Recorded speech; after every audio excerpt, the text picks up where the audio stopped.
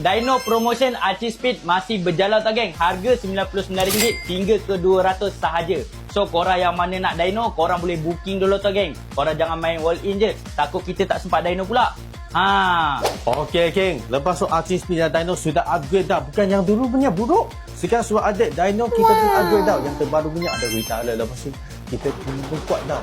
Yang mana-mana tak kisah saya spek apa, 80 je, hantar mari. Kita tuner akan setting Mia Cun-Cun. Beli ke motor saya, kita pun tak ada masalah tau geng. Geng, lepas tu hari ni kan ada sampai sebiji motor 72 Jet 7. Tengok berapa horsepower.